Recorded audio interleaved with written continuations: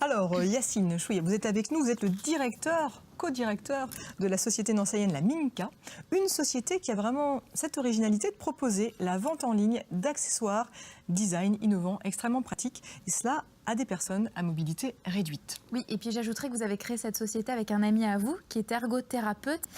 Vous étiez, vous, dans le commerce international. Alors, quel a été du coup le point de départ de ce projet En fait, c'est une histoire d'amitié au départ. Donc, avec Sébastien, on se connaît de longue date et on avait l'habitude de boire un verre le vendredi et de débriefer un peu nos semaines. Donc, moi, dans le commerce international, lui, dans l'accompagnement des personnes en situation de handicap.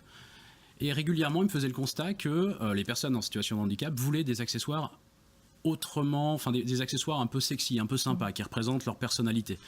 Des choses qui ne soient pas juste des appareillages médicaux. Un peu moins terne.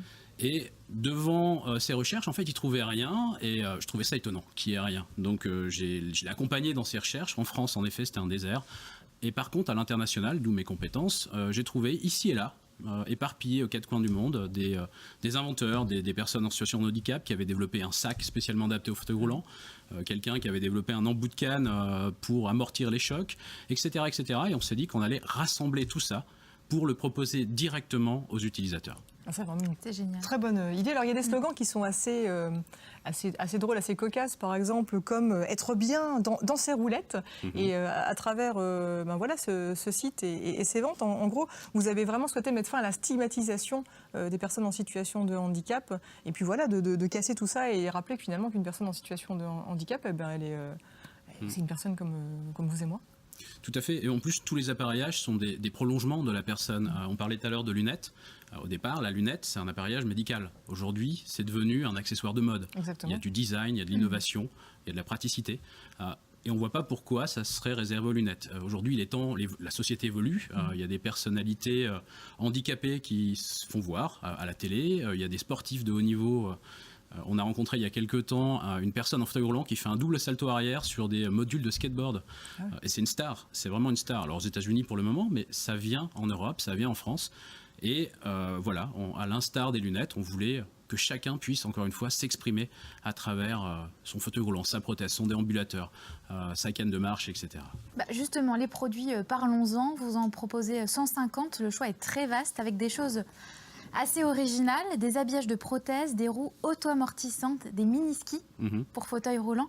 Et quelle est, par exemple, la demande la plus folle que vous ayez reçue ou le projet le plus fou que vous ayez mené à terme?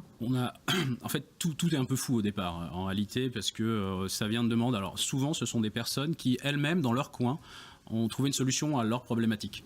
Les mini-skis, vous en parlez tout à l'heure, on sort de l'hiver, c'est un produit qui cet hiver en fait a connu un vrai succès. Et les témoignages qu'on avait en retour, parce qu'on a un lien très serré, très intime avec nos clients en fait. Beaucoup de nos clients deviennent presque nos amis puisque régulièrement ils nous font des demandes, ils trouvent qu'ils nous donnent leur avis sur certains de nos produits.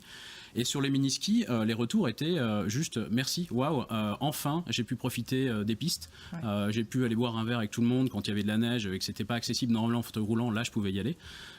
Donc tout ça participe à nous donner de l'énergie pour continuer là-dessus et on travaille alors sur d'autres projets. Par exemple, on développe actuellement avec des écoles d'ingénieurs un système pour connecter une poussette pour enfants à un fauteuil roulant. Parce que c'est pas parce qu'on est en fauteuil roulant qu'on peut pas avoir d'enfants et envie de se balader au parc comme tout le monde le dimanche. On travaille aussi à une protection de pluie.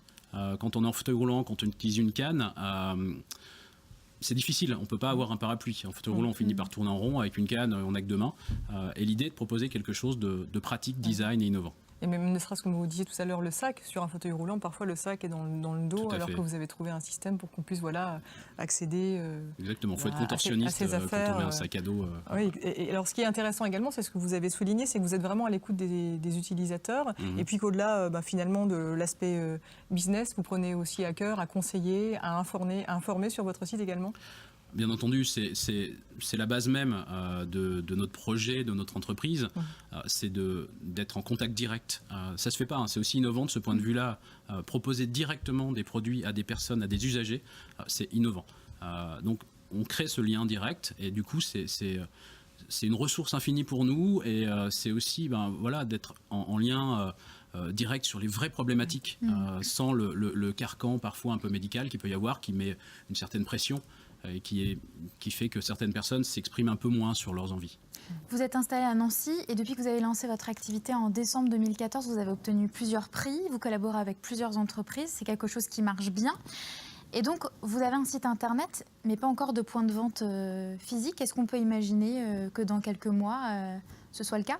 Qu'un magasin voit le jour à Nancy ou à Metz Non. Non, pas pour le moment en fait. Pourquoi On est aujourd'hui sur Internet, ça nous permet de nous adresser au plus grand nombre. D'accord.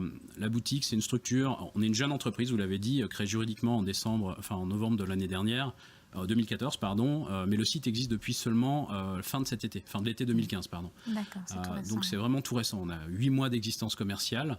Ça marche bien, oui, comme un début d'entreprise. Néanmoins, il y a encore beaucoup de besoins et de choses à faire. Et une boutique, on travaille avec des distributeurs. Certains distributeurs de matériel médical ou des pharmacies, par exemple, trouvent dans certains de nos produits la possibilité d'offrir à la marge quelque chose pour qu'un client soit satisfait du service rendu. Ces distributeurs-là n'ont pas ces produits-là à disposition, donc on travaille avec eux. Donc on ne va pas créer nous-mêmes un réseau puisqu'il existe déjà.